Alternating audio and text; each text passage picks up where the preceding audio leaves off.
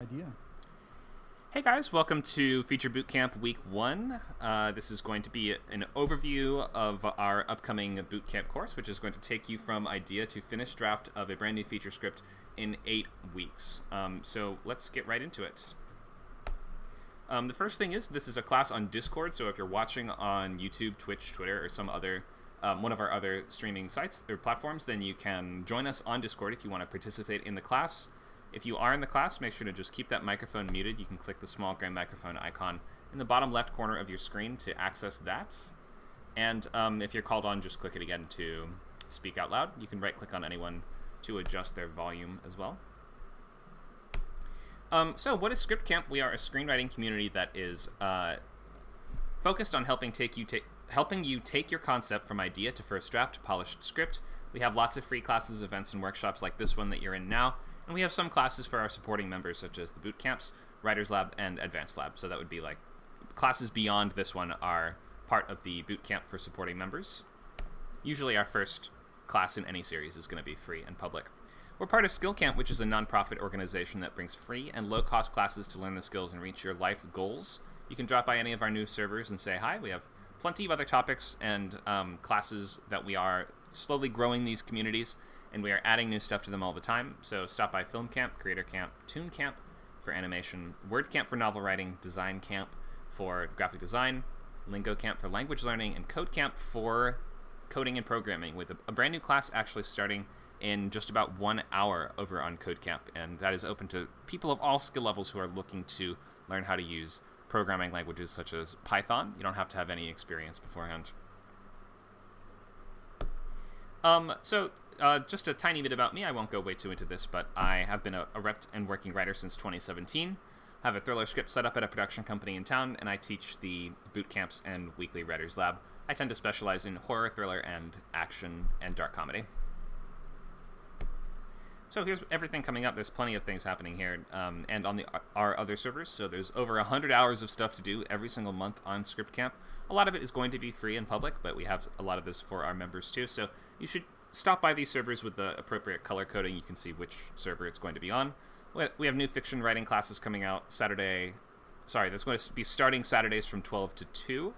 Our new novel bootcamp starts February 11th, and that's going to take you all the way to a finished novel. And we have animation classes Tuesdays at 3 o'clock over on Toon Camp, beginning Coder Bootcamp Sundays at 1. That's the one that starts today. And we have coding lab and help sessions Monday and Wednesday at 2 p.m. That's kind of like office hours where you can come in and ask our great teacher, Joel, any questions or concerns that you have with your own coding work. We have clubs and workshop groups such as fantasy, horror, and 2 different comedy groups. We have weekly script swaps on Tuesdays and Wednesdays. We have another free class coming out Wednesday, January 13th. That's going to be called Find Your Protagonist. So that's this upcoming Wednesday, and it's going to focus on finding the right character for your movie's journey. And that is also Sorry, that's a typo. Actually, the 13th is going to be a Friday. Apologies. Oh, good to know. Thank you, Nacho. Nacho is our co-founder and runs a lot of events on the server as well. That is Friday the 13th. Yes, spooky themed protagonist workshop, I guess we'll call it. So plenty to do, and members also have access to Writers Lab Saturdays at 4. That is like office hours where you can come in and ask questions about your script, any technique or craft questions that you have in mind, topics that you want to hear more about, and up to 5 pages that you can get reviewed, commented on, and feedback live in class. So you should definitely check those out if you are needing some extra help outside of the boot camps.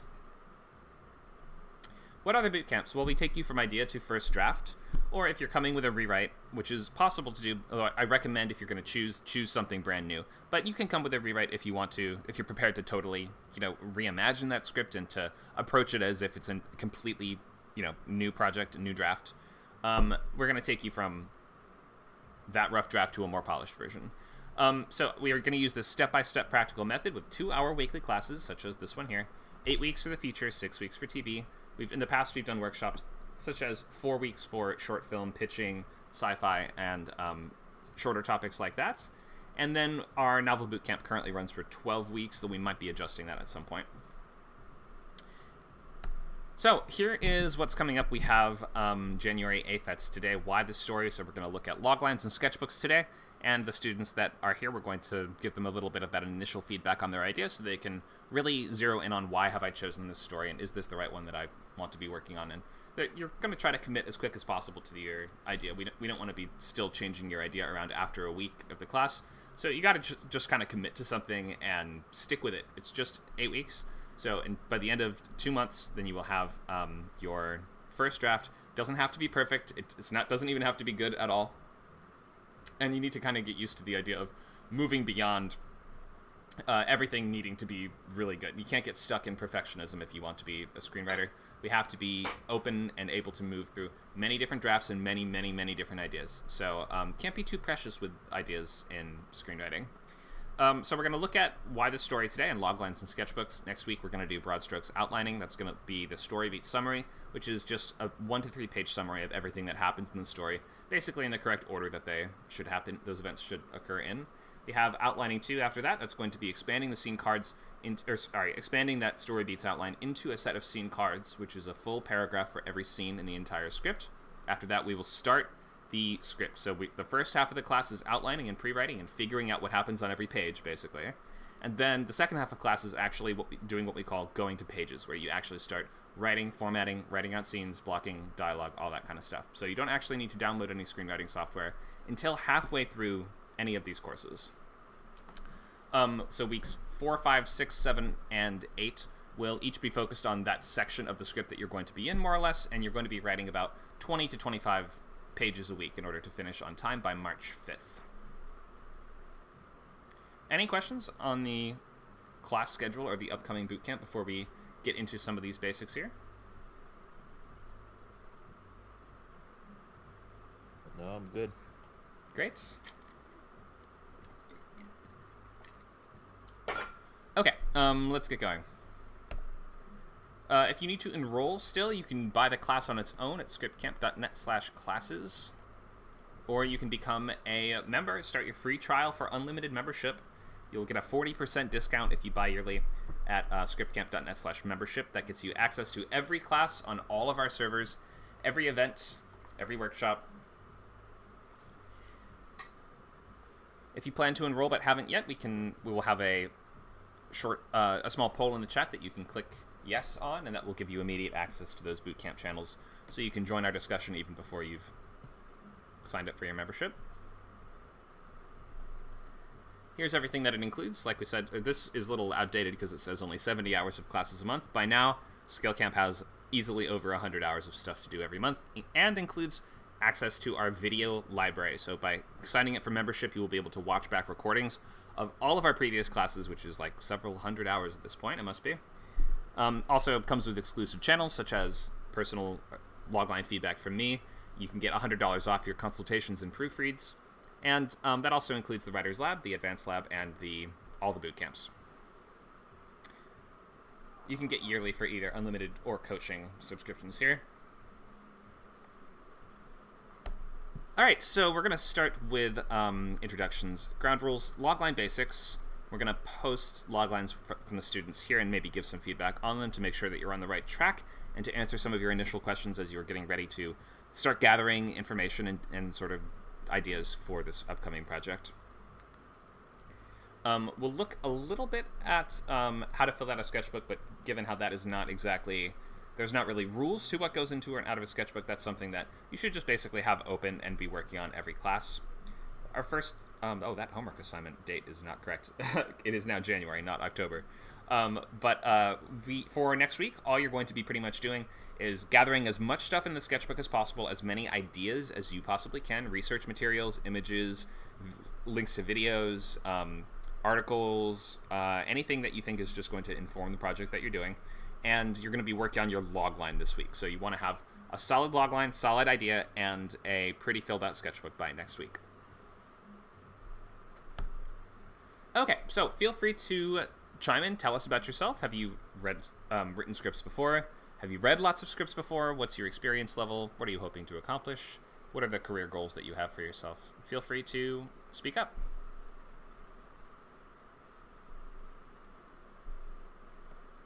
Yeah, so Sean, I've done a couple of these before, and I haven't really finished them. The first one I got like COVID like early on, and then I did another round, and then some other stuff happened, and I missed a few classes and fell behind. So hopefully, third time's a charm. Mm-hmm. I've written quite a while. I've been writing since I was like in high school, and I'm in like in my mid-30s now. So my goals are, I mean, I definitely would love to like sell something, but I want to direct as well. So I want to write stuff for myself to make. I see. So that kind of always creates a balance that I need to find between like, how do I put it? Like, obviously there's not always rules, you know. You're doing your own thing, you know. You're expressing yourself and making your own idea, but you do want to understand why there's guidelines and stuff in place, because they are sort of universally telling you what makes a good story. Mm-hmm. You got to kind of like find that balance, and so that's kind of one of the big things I'm looking for. The other big thing is, like many people, one of my biggest issues is actually finishing stuff. So that's why I like the structure of the boot camp. I'm hoping that, you know, barring any outside setbacks, I can actually stick with it and actually finish something in a short period of time. So that's like the biggest goal, as well as getting the feedback and the guidance on my writing, because, you know, I've had a few people read some of it, but, you know, you can never really tell, like, always, like, people are going to have different inputs and stuff like that, so. Hard to evaluate where your skill level is at, for sure. Great. Those are all good goals to have. It seems like you have a realistic approach to this, and as someone who wants to be a writer-director, you do have a little more sort of freedom in the scripts that you want to write. You're writing for yourself to direct, so you can use your own kind of shorthand, and you can do kind of more out there things that would perhaps throw somebody off of the read if you were approaching this as a traditional screenwriter. And so the balance is going to be you can write something as crazy as you want, but it has to be crazy in a way that gets people excited to work on it, not crazy in a way that gets them to look at it and go, oh my god, good luck. So yeah, it's still nice to be able to write really just scripts that are just incredibly compelling on their own, like of their own right, even if you are a writer-director, because you're going to have to get people to collaborate with you. And having a great script is the best way to get people to sign on. Yeah, you definitely need to have an understanding of that stuff. I've seen movies from, you know, auteurs that like definitely break a lot of rules, like guys like Kubrick and Tarantino do that. But then I've seen other movies that I thought were pretty terrible, and they definitely were trying to do their own thing too, and I think that they suffered from it. So there's right. Definitely, you know, you're kind of rolling the dice there. Mm-hmm. Yeah, exactly. For every Kubrick, there's going to be a Tommy Wiseau who just, you know, somebody just needs to tell them, stop, don't do this. yeah, exactly. Even though he's kind of become a meme and he sort of fell upwards, so who knows? Yeah, I don't think he couldn't recreate. He probably couldn't recreate that if he wanted to, though. Is the thing. So, like, yeah, there are weird cases where. No, yeah, he hit lightning in a bottle, and he knew how to roll with the punches and be like, yeah, I meant to make a comedy, ha ha ha, and so it kind of saved him a little bit. Exactly, oldest trick in the book. It's supposed to be funny. Okay, so thanks for that introduction. Let's and if you are watching on any of our other platforms like Twitter, Twitch, feel free to chime in. We can read your comments. It sometimes takes me a minute to see them, but look, if you want to answer any of these questions or participate in the class, you're free to do that, even though this is just an introduction session. Okay, so let's look at our next things here. So first, couple ground rules. Get used to the idea of sharing your work at early stages, even the unformed stages, and getting feedback on it. So like you might have to prepare yourself to hear things like, that idea doesn't really work, or could be better. Like we're never gonna dunk on you and say like, that's terrible, you should quit, but be prepared to hear feedback and things that you would hear from a developmental editor, or from in novel writing they're usually called developmental editors. Development executive in screenwriting. So it can be tough to hear big notes at early stages, but you need to get used to tons of feedback. Screenwriting is like 70% feedback and how you take that feedback, and so that's a very important skill to work on. Please use your real name if you're going to participate after the first introduction class. You can use a screen name for the intro, but afterwards, remember, we can't use screen names in the industry. We want to be familiar and get used to the idea of being good in a room and interacting with people and being very social. This is a very, very social type of writing. So we encourage, if you really don't want to use your real name, you can use a nickname or a middle name or your cat's name or something like that. But after the intro course, we will require you to do that. So you ideally want to be choosing something brand new, or a major rewrite of something that you have written before, that you're ready to completely approach as if it is a new project. We only have 8 weeks, so that's going to preclude you from doing things that require way too much research. And you want to pick something that you can realistically accomplish in the 8-week span, because like Sean mentioned, finishing something and moving on to the next thing are really important skills. The 3 things that you have to do to be a screenwriter are basically read a lot, so you should be reading 3 pro scripts a week I would say at the minimum, maybe 1 at the minimum, 1 a week minimum. And then, but actively reading and paying a lot of attention and taking notes on things that you like and don't like and questions that you have and all of that. So you need to be reading a lot, you need to be writing a lot, and you need to be finishing/moving on. I guess I'll just say moving on as the last thing. It's okay to abandon a script halfway through now and again. You typically should try to commit and finish it and pull it out all the way through, just because it's a better habit to get into, to stick it out to the finish and move on to the next thing rather than abandon it halfway. But now and again, you might just need to abandon something, and that is okay. So reading, writing, and moving on are the 3 big skills that you should learn, and that should be your mantra in screenwriting. So on the note of scripts that should be accomplishable in the 8-week time frame, you're going to want to avoid true stories. Anthologies, well, just don't write an anthology film, because that is, I guess they don't really get made very much anymore outside of like the very indie level, or occasionally we could say something like a big ensemble movie might kind of like, what's it called, The French Dispatch or something like that. Those are anthology movies, but just probably don't write one for a boot camp course. It's really complex to write one of those, and you probably don't want to do adaptation of something. Don't pick a project that is requiring adherence to a story that already exists. So you're not going to be able to finish this until you feel like you've done it justice.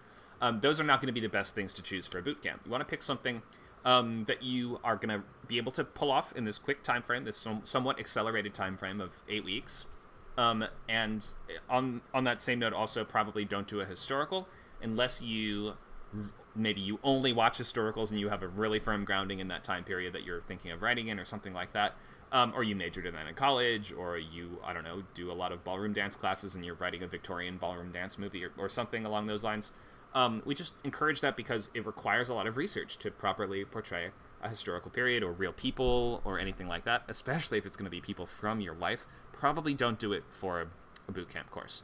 Things that are just really tricky to pull off for newer writers are things like clones, parallel universes or alternate dimensions, scripts that rely really heavily on flashback structures or branching timelines. So stories like Gone Girl or Sharp Objects, like Gillian Flynn, crime mystery thrillers that have multiple timelines and really complex flashback structures. Very, very tough to pull off. Clones and body switching and anything where the characters are changing names all the time or have a lot of different aliases or identities, it becomes very difficult to distinguish that on the page and to keep that all crystal clear on the page, unless you are a more advanced screenwriter. So just probably don't start with one of those. And then in terms of parallel universes or alternate dimensions or things, it's a similar idea where it's just like, it's going to be very difficult to keep all that straight. Time travel, just don't do it. But beyond those ground rules, you can kind of do anything. So maybe pick some mashup of genres that you don't think will get made, but just think it would be compelling and cool. What if you're like, I don't know, has there ever been a movie about dinosaurs in space? I don't know. How could I possibly think of a way that I could justify that? So I don't know. There's a planet of dinosaurs somewhere. Oh, that actually sounds kind of cool. Planet Dinosaur. And it's like a pulp sci-fi adventure movie where our main character is a spaceman who crash lands on a space station that is overrun with dinosaurs. Something like that. So you could just make up some crazy justification to get to almost any premise. So you might as well just choose something fun that's going to keep you motivated and interested enough to finish it in 8 weeks, and then move on beyond that. You don't have to come back and revise this script if you don't want to. You can approach this as, and we encourage you to approach this as, running laps at the gym. You're just trying to improve your skills and get better. We're not trying to sell something necessarily or right out the gate. You're not trying to get a tangible result from any script that you write, because you know that it takes years of practice to get anywhere near the level where you're even ready to take meetings yet. So definitely calibrate your expectations properly and understand that this is hard work. This takes a long time. No one's first script is good. No one's first script gets made. And it takes many, many years to become an expert at this the way that you need to be to do this professionally. So just have fun with it. Pick something fun and cool, and just have a good time. And look at this as iteration and improvement rather than I'm digging for gold and I have to get this script right or else I'm gonna never write another word again. So is this draft gonna be good? No, it's not. It's the first draft. And beyond that, no draft has to be good and no project has to be good. They have to help. You have to read, write, and move on. Those are the only real objectives here. So let's do this right now. Let's create your sketchbook. So open up Google Docs and make a new document, and you're going to call it the name of the movie, then sketchbook. If you don't have a title for the movie yet, that's okay. You're just going to call it sketchbook, or feature sketchbook. At the top of your document, you're going to add the entries for these 4 things: title, genre, logline, and comps. And you can begin filling that out even in class today, and I encourage everyone to have this open in every class and be working on this and writing down questions that you have and observations that you have, or any of these other things that are going to be relevant moving forward. And use this as a scratch pad to write down ideas and adjust your logline as needed, or maybe start working out the story beats or writing down ideas for characters or things like that. So go ahead and create that now. There's nothing that absolutely needs to or does not need to go in a sketchbook beyond these 4 things at the top. So these are the most... Can I point? I need a laser pointer or something, don't I? We have title, genre, logline, and comps, which are the most essential things to get down. So let's start with logline. We're going to do idea to first draft in 8 weeks, so we need to know loglines. Logline is going to be the one-sentence expression of the premise of your story. It's kind of the answer to that question. What is this about? Sketchbook was our second step, which we mentioned. The third step is the story beats, which is the major events of the story. We're going to do that in 2 weeks. After that, we do scene cards in 3 weeks. That's going to be full paragraph for every scene. After that, we start the script. So what's a logline? The central conflict of the movie distilled down to one single sentence. It has to feel like it's going to imply visual action, because movies are about people doing stuff, not people sitting around and thinking about stuff. What is the inciting incident? Who is the protagonist? What do they want? What's in their way? What happens if they fail? These are kind of the basic questions that we have in terms of loglines. And so you might want to use this template, or at least start with this template and then adjust it from there. Not every logline has to fit this exact thing, but these are the questions that we'll have. When or after inciting incident, which is sometimes also called the catalyst, and that is going to be the event that starts the story. So, or doesn't, sorry, when I say starts the story, I don't mean it's the very first thing that happens. I mean it's the event that sort of kicks everything into motion. Once we have learned about your character's life a little bit, or we've seen them kind of in their day-to-day, then their day-to-day will often be interrupted by some kind of event. And that event might be something that they foresee, like, I got a new case for my detective agency, or it might be a coincidence or something out of the blue. It might be I get hit by a bus. But whatever it is, it's going to be the one event that very clearly tips over the row of dominoes that starts the chain of events that creates your story. So, when or after inciting incident, an adjective protagonist must conflict before or in order to stakes. And adjective protagonist is going to be you describing your main character in a way that feels relevant and clarifies why they are the one that needs to go on this journey. And this is the difference between, a guy who loves fishing is out on his boat. And I guess, let me pause and say, I'm going to give you a quick example that explains why you can describe characters in multiple ways, but there's a way that you can describe them that is going to really clearly highlight why they're the right one for this journey. So let's look at this example. A guy who loves fishing is out on his boat when he's attacked by a shark, and he now must overcome this swarm of sharks to get back to shore. Okay, so a fisherman probably does love fishing. That's true. But is that relevant for the story? Is that going to make his journey more difficult? Or is that going to be, imply the trajectory of that character? Or is that going to be a unique limitation or tactic that your character is going to use? Not really. So we could also revise that and say something like, let's change out our main character and let's swap it to a guy who's deathly afraid of the ocean is in a plane crash and he ends up stranded on a raft in the water and he has to overcome a swarm of sharks to get back to shore. Okay, guy who's terrified of the ocean is a much more clear internal journey that will interweave with that external one. I think we're hearing some sound from someone's mic. Can you guys just make sure to click that gray mute button? Thank you. So that's the important distinction there. We want to pick a way to describe your character, although you can describe people in different ways because people are not usually limited by one single adjective in how we would think of them, right? You might say somebody is a father, or you might describe, for your noun, right? You might describe them as a father. You might describe them by their job. The job is often a good place to start. It doesn't have to be. You might describe them by their personality trait. You might say something like, a hopeless introvert. So that introvert might also be a fisherman and a father, but we picked the introvert because the story, that is what's going to make him relevant to this story, right? So if this is a journey about somebody coming out of their shell and learning how to, I don't know, date or like be a more outgoing person, then you would probably start by clarifying when a hopeless introvert, meets a dating coach or whatever. And that's going to be the things that kick your story into gear. So pick the way that you describe your character carefully. It shouldn't just be like, I don't know, a guy. It should feel like a guy that's relevant to this story, and there's going to be an internal journey that interweaves inextricably with that external one. And as a result, we have both. We have it will feel like a more complete idea. Okay. Any questions on logline basics before we talk about some of the more specific stuff in there? And we also will have a chance. This is just a short intro class today. For those of you who are just joining, we are just running for just another half hour, but we will have time to give a little feedback on loglines. So let me just pause and see. Do we have any questions on just the basics of loglines before I get any deeper into it?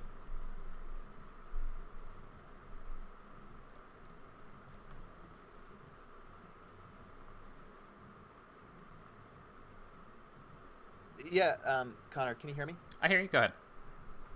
This is Wes, by the way, just a different handle. Oh, hi, Wes. Hey, so clearly the log line needs to be a sentence. I'm assuming for me, kind of as someone who doesn't write scripts all the time, there's the risk of making it a sentence, but a really long sentence, is trying to put a lot in there. So is there like a rule of thumb, word count or sentence length, or is it just more experience the more you do this? It's a good question. I keep meaning to actually measure it out and see how many words are in most loglines. I would say you don't want to have more than 3 clauses, probably. It's like, when blankety blank, a blankety blank needs to blank the blank, comma, before the blank. So does that make sense? Like 3 separate clauses? I'm not exactly sure about the word count in there, but it should kind of feel like I just did. You should be able to say it in one breath. If it takes more than one breath, it's probably too long. I hope that works as a rule of thumb. I know that's so kind of arcane to put it like that, but there's not really a hard limit. And some loglines you'll even see are 2 sentences. You do occasionally see a 2-sentence logline for like a really complicated premise that really needs it. Like, I don't know, The Matrix or something like that, which has a pretty complicated idea going on behind it. But at the same time, you could probably still distill that down into 1 sentence if you really wanted to. Yeah, 3 clauses, 1 breath is what I'm going to give you for now. God, it sounds like a witchcraft spell. Thanks. Sure. Okay, let's keep going here so we can get through as much as we can. So we're looking for high-stakes stories, and features are usually about the most important events in the characters' lives thus far. There are exceptions to that. Occasionally you'll find a story where it's like, it was just another day, and every day is like this, and it will continue to be like this. Or maybe you find one where it's like, this isn't all that important. Or maybe you'll find one, sometimes it'll be, this is the most important event of their life thus far, in that their life gets way more interesting and exciting after the movie's done. Something like that. But usually it's got to be the most important possible stakes for your genre. And that means, if you're writing horror, what do the stakes have to be?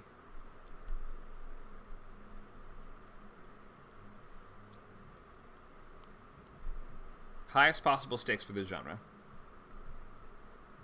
Anyone?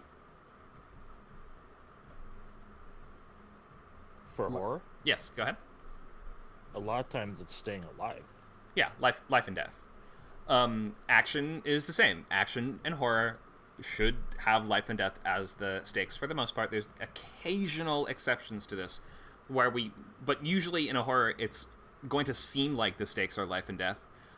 Even if they are maybe later revealed not to have been, it should still feel like it potentially could be, or it should essentially be the Sixth Sense. Does the main character actually stand the risk of dying? No.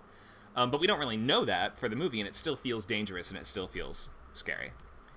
And then action also is the same. Action should be life and death, or else you probably haven't pushed the situation dangerous enough, or your villain isn't bad enough. I mean, if your villain isn't willing or able to kill your hero, is this even an action movie? This might just be a drama. Do you see what I mean? So, and some people might classify certain genres of sports, like racing movies, as action movies. I don't personally. I think sports is a separate genre, which usually is going to be more along the lines of a drama, or sometimes biopic or things like that. But in general, action, horror need to have life and death as the stakes. Thrillers need to have really high stakes too, and really immediate stakes. It shouldn't be abstracted stakes, like my reputation might potentially be damaged. That just doesn't really feel like a thriller premise.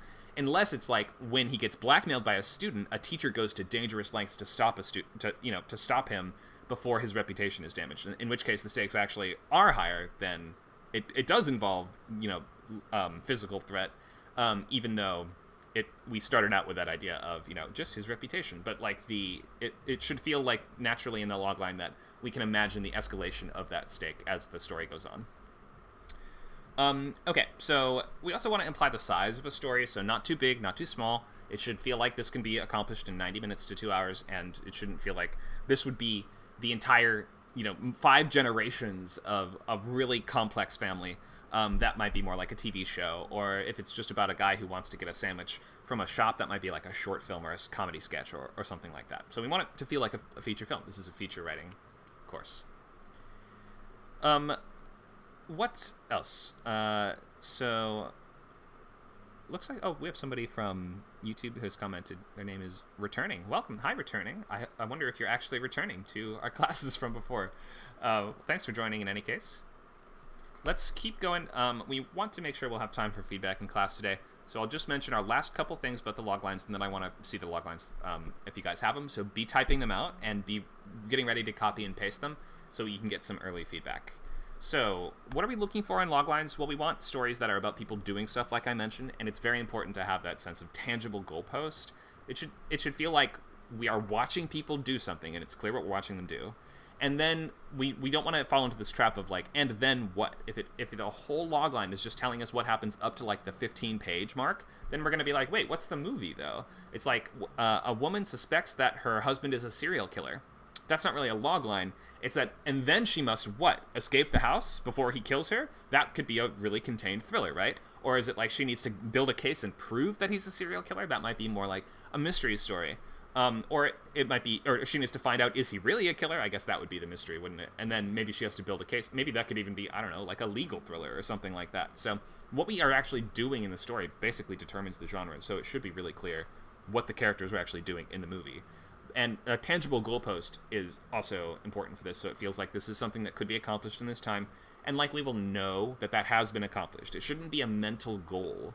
Although your character might have a mental goal, like your character's goal might be, remember the shark example, guy who's terrified of the water? Like his goal is, it sounds like to me, is his internal one is get over my fear of the water, but we put him in an external situation that forces him through that internal journey, which is, I'm on a raft surrounded by sharks and I need to get back to shore. So in order to accomplish his internal goal, he must accomplish his external one, and thus they're kind of one and the same. They are interwoven. And the tangible goalpost of get back to shore is obviously very easy to, it's so tangible. If you want like the most tangible stakes possible, you should be writing like Prison Break or Escape type stories, because it's like, well, okay, once they get outside the walls of the prison, the movie's over. The goal is accomplished. The task is done. I know that sometimes there's more to it after that, but basically the crux of the conflict is done. Okay, so urgency and immediacy also are important. So it should feel like here, I'll move to the side a little bit. It should feel like your character has to act, and that it's important that they do act. If it's just like a guy wants to or feels like doing something, that doesn't really sound like a logline to me. That doesn't actually feel like that important of a journey for the most part. So avoid decides to or must decide between is also an internal goal. So don't frame your logline around must decide between anything.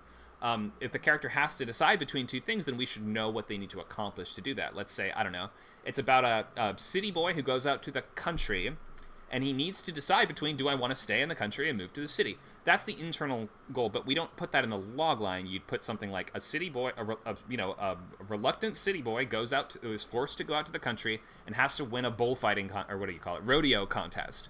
Okay, that's a really tangible goalpost in which we might understand that in the background, the question is, he has to decide between, do I like the city or the country better? And then we understand that by the time that the movie's done, he will have made that choice. So don't frame your main goal as a character needs to decide something or think about something or, God forbid, come to terms with something. Those are all entirely internal processes, and it doesn't sound like a movie. So that is all in the background and is interwoven with their external goal. Make it feel like we know what the character is trying to actually accomplish. Okay, so I could go more into loglines. I think just in terms of time, I'll just leave mine up here for a moment as you guys are posting some of yours. So I want to take a look and give you guys feedback on log lines. So go ahead and post those in the chat now. And I will call on you to read them out and answer questions about them, and we'll help you start to develop your feature idea that you're going to be working on in this course for the next 8 weeks. So feel free to do that. And in the meantime, I'm going to bring up a document so we can view them on the screen and we can mark them up a little bit. That should be a channel feature bootcamp chat. For right now, actually, we're in the classroom channel, so mouse over classroom and you'll see a word bubble pop up that says open chat, and it'll come up on the right side of your screen.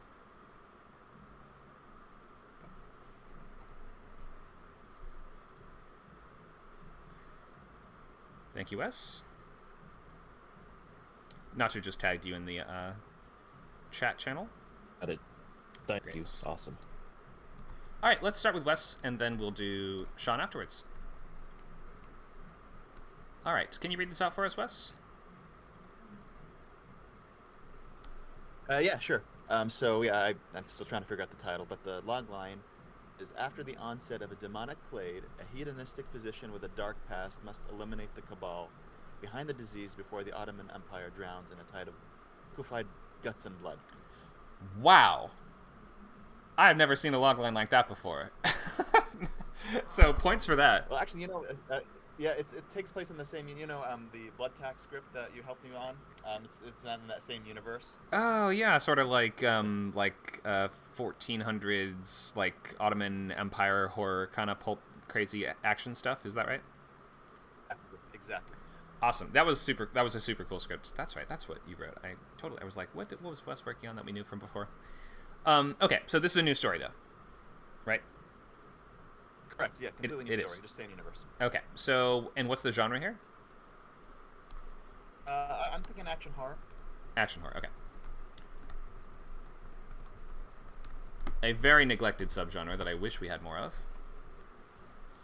All right, let me read this again. After the onset of a demonic plague, a hedonistic physician with a dark past must eliminate the cabal behind the disease. That's a really cool goal. Before the Ottoman Empire drowns in a tide of liquefied guts and blood. That sounds awesome, but I have no idea what that means. Can you explain what that means?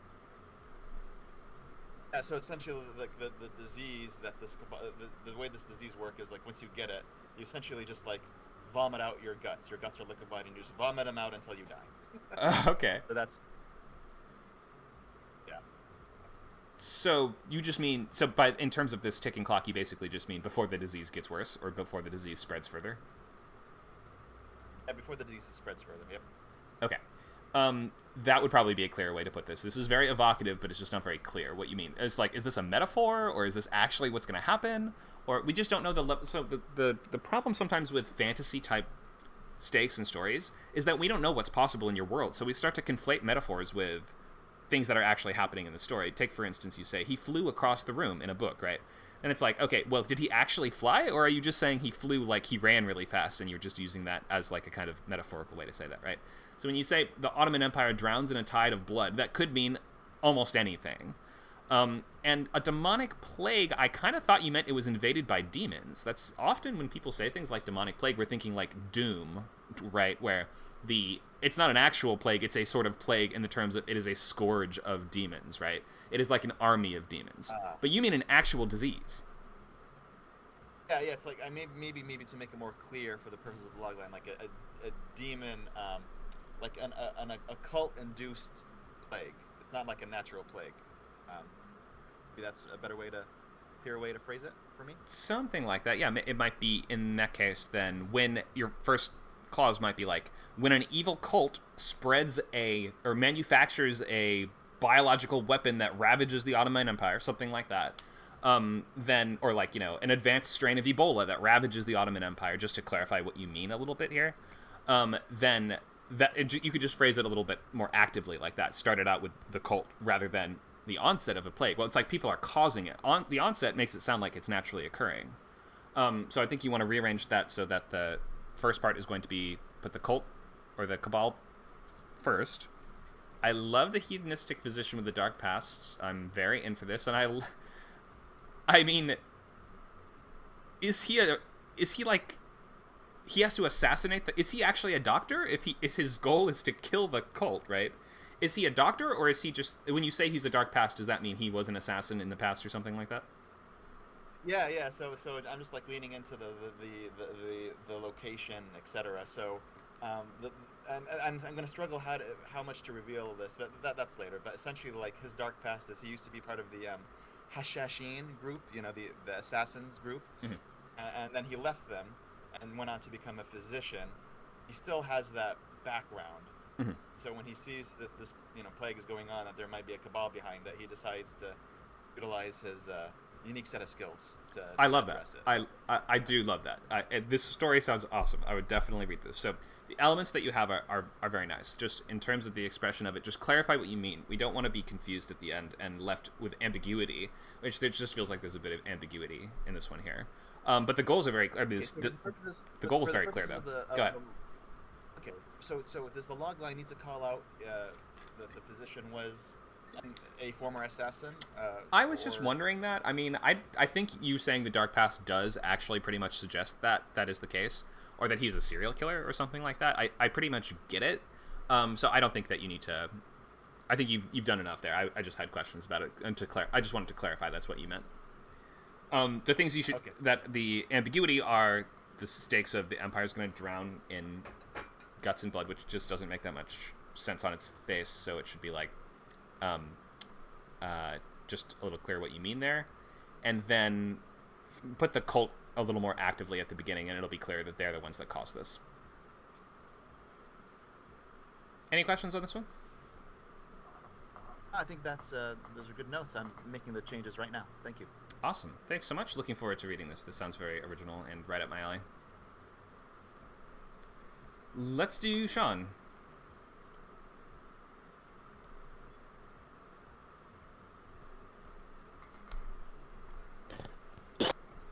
Excuse me. So yeah, I don't have a title yet. The log line that I'm going with right now: when law enforcement drags their feet on finding a missing teenager, her parents must put aside their marital woes and take the law into their own hands to try and get their child back.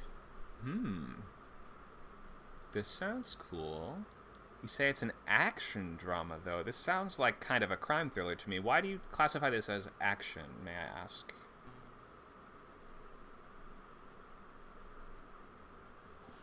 I envision...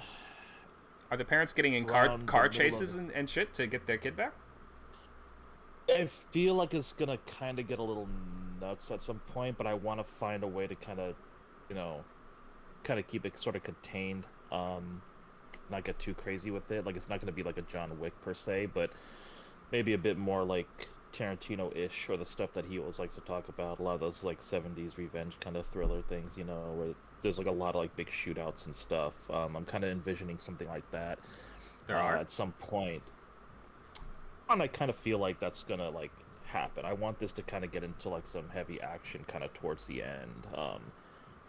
Think sort of like Taxi Driver in a way, even though that was like at the very, very end. Mm-hmm. Thinking like a little bit earlier than that, you will start to see like an uptick in action like that. But I think you're right. It probably is more of a drama. Oh, drama kind of thing initially. Because there's there's different things I'm trying to weave in here. Other things is going to be issue with the parents, like the struggle that they have, because this is going to be happening at like obviously this, no one ever wants this to happen, period, but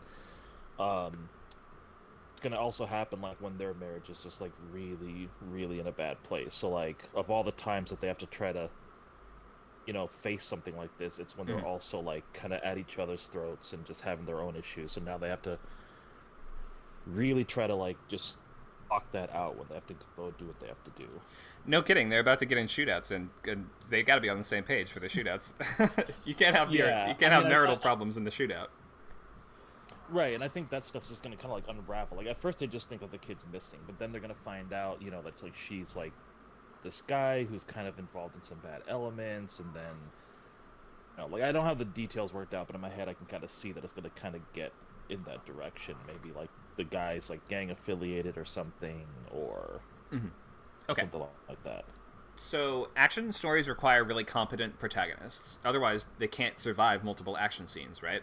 So this doesn't sound like you have very competent protagonists, so I struggle to see how this could be in the action genre. These are just two parents whose kid goes missing. Unless one of them is, you know, like Liam Neeson from Taken, in which case it does sort of make sense. He's like what is he, like an FBI agent or something like that? Then I could understand how that character would be competent enough. And also the forces that he's up against are formidable enough that it's going to be an action story. Right now, I'm not really clear who the adversary is in this. It feels like it's just one kidnapper, right? So I'm like, again, how is this an action story? This sounds like a crime thriller to me. I would probably frame it in those terms, even if there are going to be some of what you would classify as, you know, shootouts or action scenes or things like that.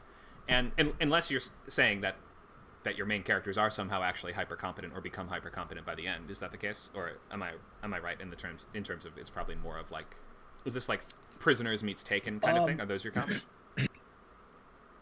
So, excuse me. So they're not, yeah, they're not like these like secret badasses or anything. But I do, I did have this idea that somewhere, maybe in the middle, or a little earlier on, we do get some help from someone. I don't know if it's going to be someone that they know, or there's several degrees of separation, or what have you. But I figure that they might hire the services of someone else who is competent, maybe like a bounty hunter or someone like that.